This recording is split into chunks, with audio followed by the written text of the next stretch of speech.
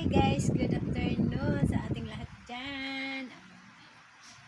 For today's video nga pala guys ay andito na naman po ako ngayon sa aking tirahan sa kwarto.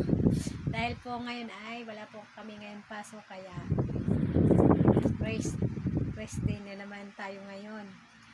Ang tawag sa amin pag walang pasok ay no work, no pay, diba? Ay nako.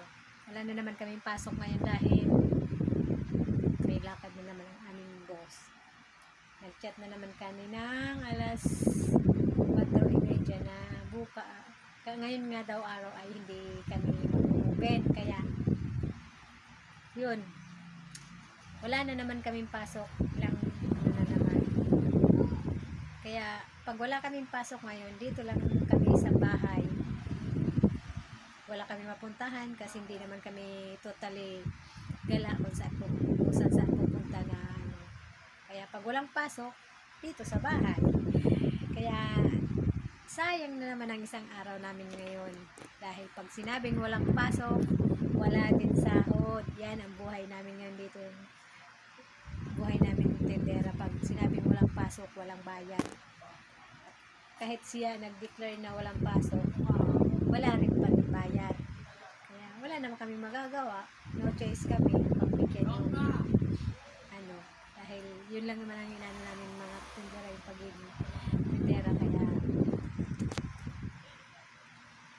Kaya ano sa amin yung pasok. Pag walang pasok, walang bayad din yun. Kaya pinagtsatsagaan na lang din namin kasi wala. Ito lang ang aming trabaho. Isang dakilang tendera sa Baclaran LRT Shopping Mall.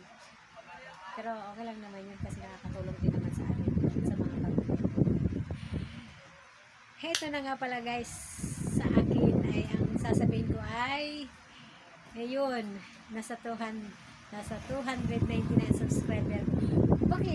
Paki-like i-share naman sa mga video ko kahit hindi maisilang. Paki na lang panood, yun paki-share din naman para may dami din naman sa video kahit kakaunti pa aking content kasi wala pa talaga akong napupuntahan kasi hindi naman ako